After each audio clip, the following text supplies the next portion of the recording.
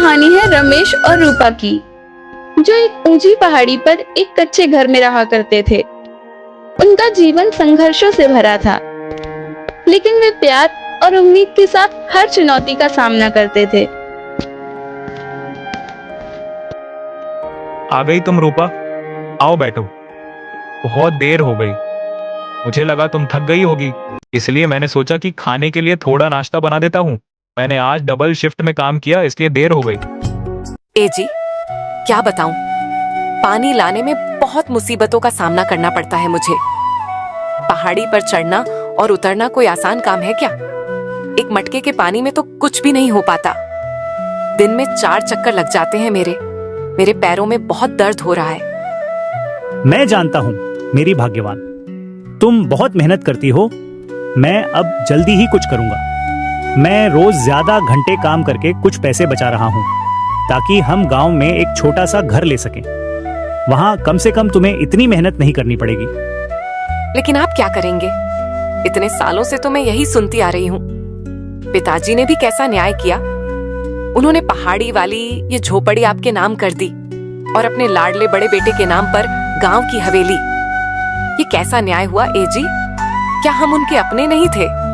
गांव के लोग भी हम पर हंसते हैं। वे कहते हैं कि रमेश को उसके लालची भाई ने ठग लिया। मुझे बहुत दुख होता है जब लोग हमें इस तरह से देखते हैं। रूपा, तुम ऐसी बातें मत करो। मुझे लगता है कि इसमें भी पिताजी मेरा कुछ भला ही चाहते होंगे। शायद वह चाहते थे कि हम अपनी मेहनत से कुछ हासिल करें। पिताजी हमेशा कहते थे कि अपनी मेहनत की कमाई का सुख सबसे बड़ा होता है। उन्होंने हमें आत्मनिर्भर बनने का मौका दिया है। तुम ये सब छोड़ो, चलो नाश्ता कर लो। जब थोड़े पैसे हाथ लगेंगे तो गांव में एक घर ले लूंगा और फिर तुम आराम कर पाओगी। रमेश उसे दिलासा देता है, लेकिन उसके चेहरे पर भी उदासी की छाया थी। वो जानता था कि रूपा का दर्द सच्चा था, लेकिन वो हमेशा सकारात्मक रहने की कोशिश करता था।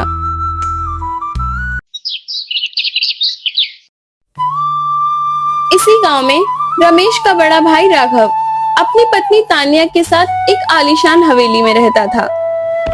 उनके पास हर सुख सुविधा थी, लेकिन उनके दिल में लालच और अहंकार भरा हुआ था। हाँ तानिया, अरे मैंने तुम्हें रखने के लिए कुछ पैसे दिए थे, जरा लेकर आना। मुंशी जी को देने हैं, गांव का लगान भरना है। अभी लाती हूँ जी, बस 1 मिनट।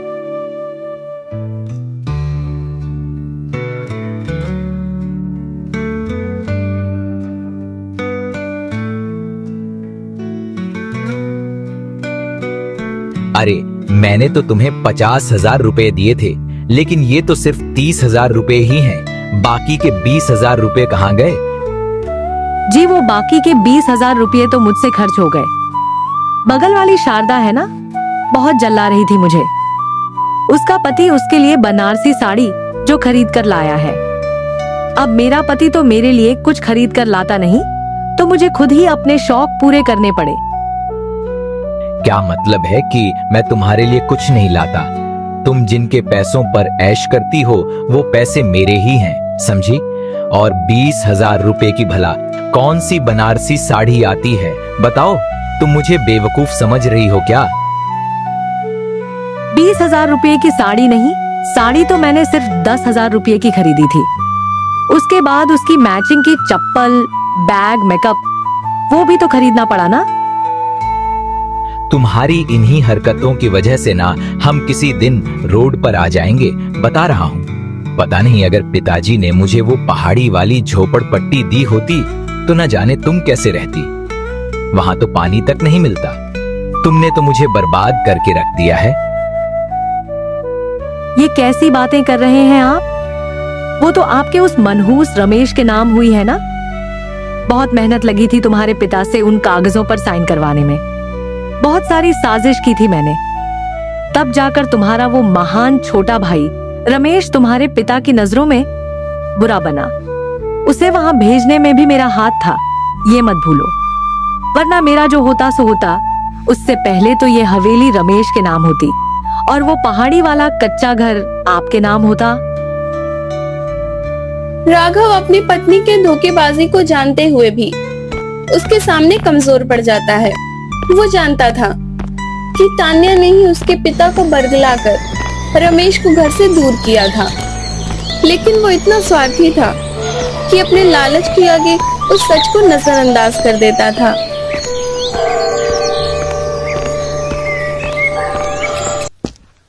उधर रमेश एक मेहनती मजदूर था जो रोज पहाड़ी से नीचे उतरकर गांव में मजदूरी करता था। एक दिन अचानक हुई मूसलाधार बारिश ने उसके जीवन को संकट में डाल दिया। रूपा, मैं काम पर जा रहा हूँ, देर हो जाएगी तो चिंता मत करना। अच्छा, संभाल कर जाइएगा।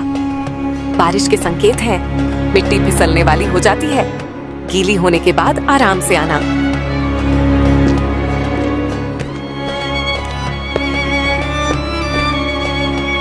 लगता है आज बारिश रुकेगी नहीं। भीगते भीगते ही घर जाना पड़ेगा। पत्नी घर पर इंतजार कर रही होगी। देर करूंगा तो और परेशान हो जाएगी।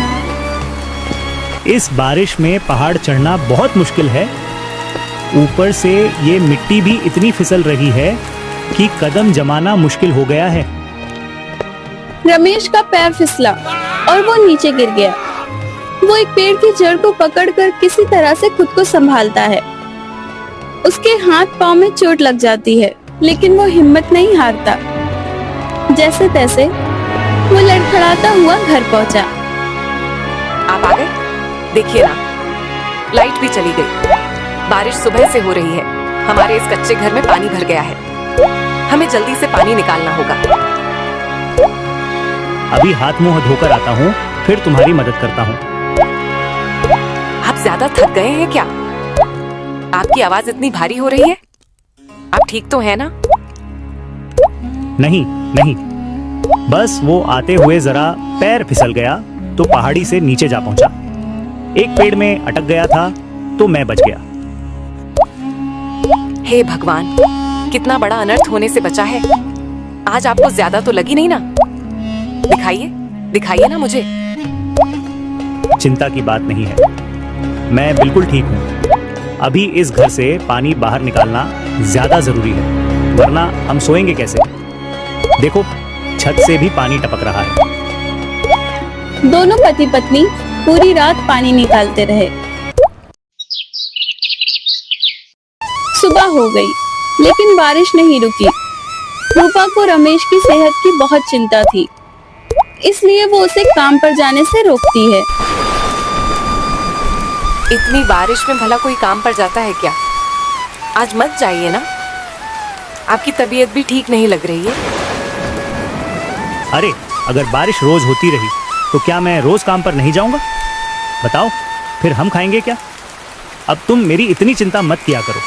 भाग्यवान, मैं समय पर लौट आऊंगा। और देखो, मैंने भीगने से बचने के लिए एक पुरानी बरसाती भी ले ली है। वो मुझे आपको कुछ बताना था।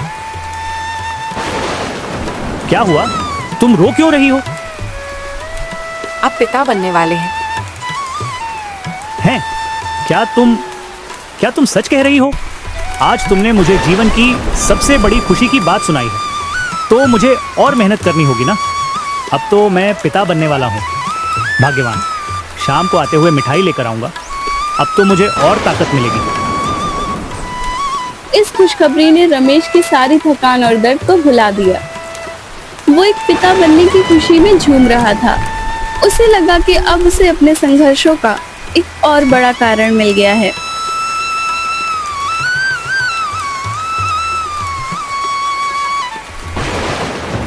इसी बीच गांव में हालात बिगड़ रहे थे। बारिश अपने चरम पर थी, जिससे नदी का जल स्तर बढ़ रहा था और गांव में बाढ़ आने का खतरा बढ़ गया था। लेकिन राघव ने अपने फायदे के लिए गांव वालों को इस खतरे के बारे में नहीं बताया। राघव, हमें गांव वालों को आगाह कर देना चाहिए। मुझे लगता है बाढ़ आने वाली है। नदी का पानी किनारे तोड़ रहा है। मुखिया जी, मेरी बात सुनिए। मैं बता रहा हूँ आपको कुछ। पिछले कई सालों से इस गांव में बाढ़ का नामो निशान नहीं है और इतनी सी बारिश से जो है, आप डरिए मत, ये तो कभी भी रुक जाएगी। लेकिन आप उस बारे में सोचिए, इस गांव में खूब कारोबार फैला हुआ है, मेरा और आपका भी, समझ गए? अगर गांव वालों को बाढ़ की खबर दे दी ना, तो वो डरकर जो है यहाँ से चले जाएंगे, समझे? और हमारा काम ठप हो जाएगा, हमें भारी नुकसान होगा। और अगर बाढ़ आ गई तब तो सब कुछ नष्ट हो जाएगा, हमारी सारी मेहनत पर पानी फिर जाएगा। अरे तो वही तो कह रहा हूं मैं, बाढ़ नहीं आएगी, लेकिन बाढ़ की खबर से जरूर सब कुछ नष्ट हो जाएगा, समझे आप? और अगर बाढ़ आती भी है तब तक तो काम चलते रहने दीजिए। अगर बाढ़ आई भी तो आपका और मेरा घर तो सुरक्षित जगह पर है। 5 मंजिले घर बना हुआ है आपका, और मेरी हवेली भी कुछ कम नहीं। बाढ़ आएगी तो छत पर जाके खड़े हो जाएंगे। अपनी बात पूरी करने के बाद राघव बाजार की तरफ निकल पड़ता है। वहाँ उसकी नजर रमेश पर पड़ती है। रमेश अपनी मजदूरी के बाद रूपा के लिए कुछ फल और मिठाई खरीद रहा था। अरे रमेश, मैं तुम्हें यहाँ देख रहा हूँ, तुम तो काम पर निकले थे ना?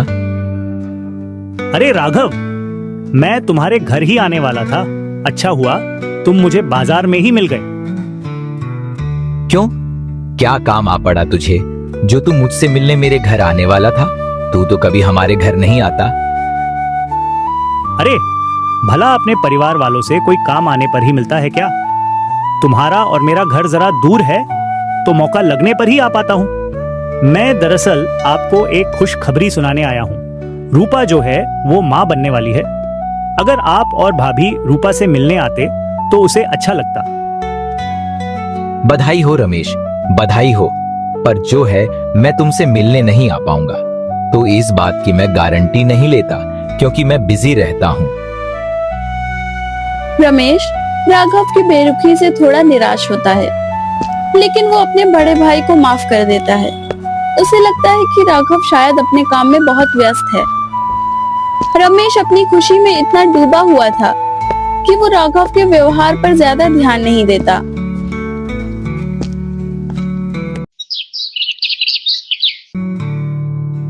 राघव ने घर जाकर तान्या को रूपा की माँ बनने की खबर सुनाई। ये सुनकर तान्या के मन में रूपा के प्रति नफरत और बढ़ गई। उसने रूपा और उसके बच्चे को नुकसान पहुंचाने की एक घिनौनी साजिश रची। अरे तो तुम इतनी चिंता क्यों कर रही हो भाग्यवान? अरे कम से कम किसी के घर में तो खुशियां आ रही हैं। थोड़ी तो इंसानियत दिखाओ। वो बेचारे पहाड़ी वाले कच्चे घर में रहते हैं, ऊपर से बरसात रुकने का नाम नहीं ले रही। उनकी देखभाल के लिए भी कोई नहीं है। तो चले जाइए ना उसकी देखभाल के लिए। भूल गए क्या कि वो कैसे हवेली पर कब्जा करने को तैयार था? वो तो मैं होती तो तुम्हें वो कच्चा घर मिलता। मैं रमेश की खुशियों को बर्बाद कर दूंगी। अरे बार बार ऐसी बातें बोलना बंद करो। हैं, तुमसे तो बात करना ही बेकार है। तुम इंसानियत के नाम पर एक धब्बा हो। लेकिन तान्या के मन में एक शैतानी ख्याल आ चुका था। वो रूपा को नुकसान पहुंचाने के लिए अकेले में उसके घर जाने का फैसला करती है। उसने एक खीर बनाई और उसमें कुछ ऐसी जड़ी बूटी मिला दी जिससे पेट में दर्द हो और गर्भ को नुकसान पहुंचे। दीदी आप यहाँ आइए, आइए अंदर आइए। कैसे आना हुआ दीदी? आप तो पहले से बहुत सुंदर लग रही हो। तुम्हारे रमेश ने बताया मुझे कि तुम माँ बनने वाली हो। बस तो फिर यह सुनकर क्या मुझसे रहा जाता। मैं यहाँ दौड़ी आई तुम्हारे पास। तुम्हारे राघव तो कह रहे थे कि क्या जरूरत है इतना कष्ट करके पहाड़ी पर चढ़ने की। पर मैं बोली नहीं नहीं, मेरी रूपा अकेली है, भला उसे मैं ऐसे कैसे छोड़ सकती हूँ। मैं अपने हाथों से खीर बनाकर लाई हूँ, उम्मीद है तुम्हें पसंद आएगी। कुछ भी मेरे पेट में नहीं जा पाता। जो भी खाती हूँ उल्टी हो जाती है।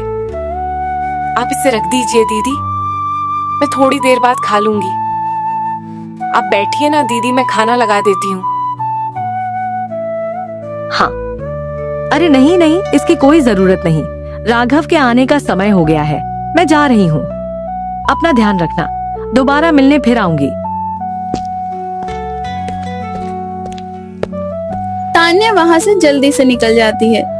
कुछ देर बाद रमेश घर आता है और उसे खीर की सच्चाई का पता चलता है। रमेश के चेहरे पर शक और बेचैनी झलकती है। मेरी भाभी इतनी मेहरबान कैसे हो सकती है? कुछ तो गड़बड़ है। रमेश धीरे धीरे खीर की जड़ी बूटी की जांच करता है। उसका चेहरा गुस्से और बेचैनी से भर जाता है। रूपा की धड़कन तेज हो जाती है। उसे समझ नहीं आता कि अब क्या कहें। ये खीर नीली कैसे हो गई? इसका मतलब है कि भाभी ने इसमें जहर मिलाकर लाई है। क्या सच में ऐसा है? दीदी ऐसा कैसे कर सकती है? मैं वही तो सोच रहा था कि मेरे बड़े भाई की पत्नी इतनी मेहरबान कैसे हो सकती है। तुम्हें जानते हुए बहुत दुख होगा रूपा। इस खीर में वो जहर मिलाकर लाई थी। ना जाने वो जहर हमारे बच्चे के लिए था या तुम्हारे लिए। कमरे में सन्नाटा छा जाता है। रूपा का मन घबराहट और डर से भर जाता है और रमेश की आंखों में गुस्से के साथ साथ दुख भी दिखाई देता है। वो सोचता है कि उसका अपना भाई और उसकी पत्नी इतना नीचे कैसे गिर सकते हैं।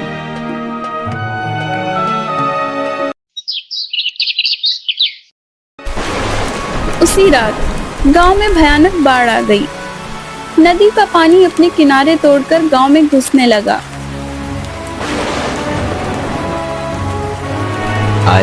अरे तुम यहाँ आराम से बैठी हो, टीवी देख रही हो? हैं? गांव में गजब हो रहा है।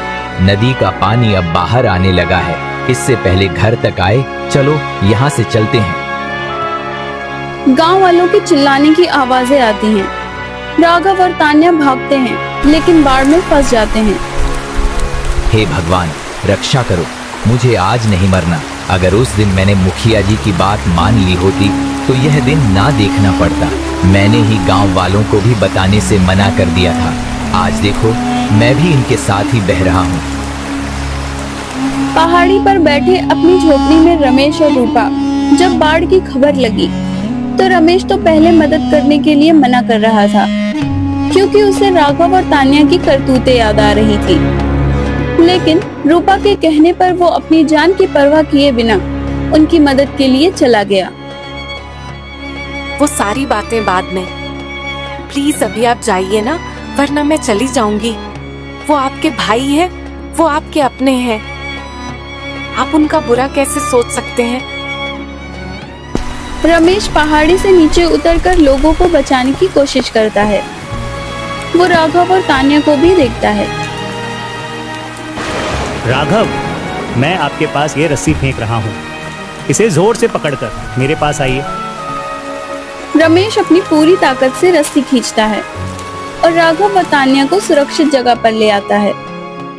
अगर तुम समय पर नहीं आते तो ना जाने हमारा क्या होता।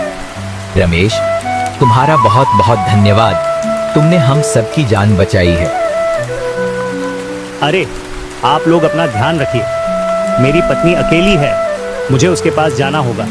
अगर आपको कोई भी बहता हुआ नजर आए तो ये रही रस्सी, उसकी मदद जरूर करना। तान्या की नजर शर्म से झुकी हुई थी। उसका पैसों से भरा थैला पानी में भीग गया था। मैंने जब तुमसे कहा कि जरूरी सामान बांध लो तो तुमने खाने का नहीं बल्कि पैसे बांधे थे। मरने के बाद पैसों को अपने साथ छाती पर चिपका के लेके जाना तुम। रमेश वहां से जाने लगता है तो राघव उसे रोकता है। रमेश, मैं तुमसे दोबारा नहीं पूछ पाया। अब क्या रूपा ठीक है? आप तो उसके बारे में मत ही पूछिए राघव। वो इतनी अच्छी है कि आपके वो सब करने के बाद भी उसने मुझे आपकी मदद के लिए यहाँ भेजा। समझ रहे हैं आप? मैं कुछ समझा नहीं। नहीं समझे आप? पूछिए अपनी पत्नी से कि उन्होंने खीर में जहर क्यों मिलाया था। क्या वो मेरी पत्नी को मारना चाहती थी? मुझे आप लोगों से कोई बात नहीं करनी। आप लोग यहाँ सुरक्षित बच गए हैं, मेरा काम पूरा हो गया है, अब मैं जा रहा हूँ। ये क्या सुन रहा हूँ मैं? एक औरत होकर दूसरी औरत के साथ भला तुम ऐसे कैसे कर सकती हो? शर्म आनी चाहिए तुम्हें। न जाने किस घड़ी में मैंने तुमसे शादी की थी। आज मेरे देवता जैसे छोटे रमेश ने मेरी जान बचाई है।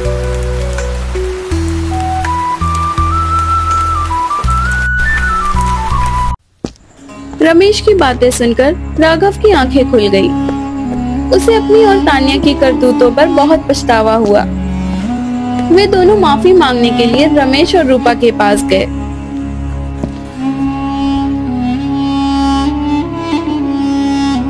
रूपा, तू बहुत अच्छी है। 7 जन्म में भी मैं तेरे जैसी ना बन पाऊंगी। मुझे माफ कर दे। अपनी दीदी को माफ कर देगी ना तू? कैसी बातें कर रही हैं आप? किस बात की माफी मांग रही हैं आप दीदी? मैं तो बिल्कुल सही सलामत हूँ। खुद पर बहुत शर्म आ रही है मुझे, पर आज के बाद ऐसा कभी नहीं होगा। मैं तेरी बहुत देखभाल करूंगी। ये बच्चा सिर्फ तेरा नहीं, मेरा भी है। रमेश, तुम इतने कष्ट में यहाँ जी रहे थे और मैं नालायक वहाँ हवेली में। मैंने कभी तुम्हारे दुखों की तरफ देखा भी नहीं। चलो, आज से तुम मेरे साथ हवेली में रहोगे। किस हवेली की बातें कर रहे हो राघव? वो हवेली अब तक तो बाढ़ में उस हवेली की ईंटें तक बह गई होंगी। आप अपना दिल छोटा मत कीजिए। जान से बढ़कर कुछ नहीं होता। आज मेरी आंखें खुल गई हैं, पर समझ में नहीं आ रहा कि किस मुंह से माफी मांगूं। किस मुंह से राघव? भाभी, रूपा ने आपको माफ कर दिया है, तो भला रूपा के आगे मैं कौन होता हूँ आपसे नाराज रहने वाला? आप लोग जब तक चाहें हमारे इस कच्चे घर में रह सकते हैं।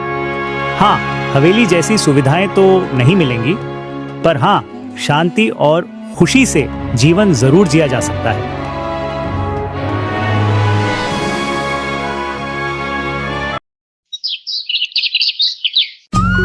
राघव ने अपनी गलती महसूस की और दोनों परिवार एक साथ रहने लगे। वे सब मिलकर उस छोटे से घर को एक सुंदर घर बनाने की कोशिश करते हैं। पूरी जिंदगी मैं तुझसे बस नफरत ही करता रहा, लेकिन तू तो देवता है। देवता, हम सब मिलकर इस छोटे से घर में रहेंगे और धीरे धीरे इस घर को बहुत सुंदर बनाएंगे।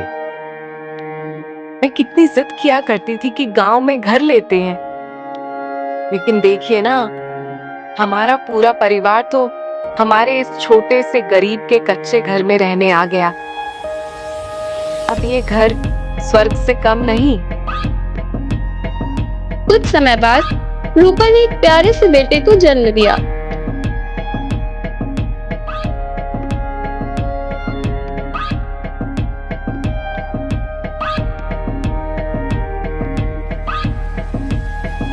तान्या उसे अपने सीने से लगाकर रखती थी और इसका खास ध्यान रखती थी।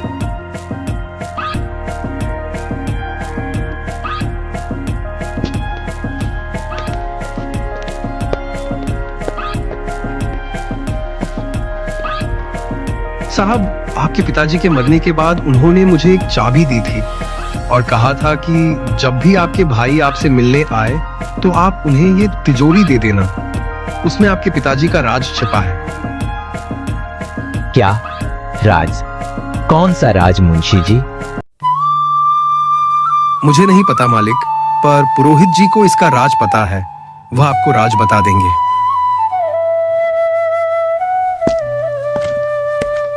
राघव और रमेश पुरोहित के पास गए और मुंशी रामलाल के बारे में बताते हैं। मैं तो बहुत दिनों से इस राज को अपने अंदर छिपाए बैठा था। आज जाकर मुझे चैन मिला है। पिताजी ने गांव की हवेली इसलिए राघव को दी थी क्योंकि वे जानते थे कि राघव लालची है। उन्होंने हवेली के एक गुप्त तहखाने में एक वसीयत छिपाई थी। उस वसीयत में लिखा था कि अगर कभी राघव अपने लालच को त्याग कर अपने भाई रमेश के साथ गांव में एक घर बनाता है तो गांव की सारी जमीन उसके नाम हो जाएगी और हवेली रमेश के नाम। पिताजी चाहते थे कि रमेश अपनी मेहनत से अपना घर बनाए और राघव अपनी गलती को समझे? राघव को अपने किए पर बहुत पछतावा हुआ। सभी ने मिलकर एक नया घर बनाया। राघव ने अपनी हवेली रमेश को सौंप दी और खुद गांव में एक छोटा सा घर बनाया। उन्होंने गांव के लोगों की मदद भी की और इस तरह से एक कड़वाहट भरा रिश्ता प्यार और अपनेपन में बदल गया। कहते हैं ना, अंत भला तो सब भला।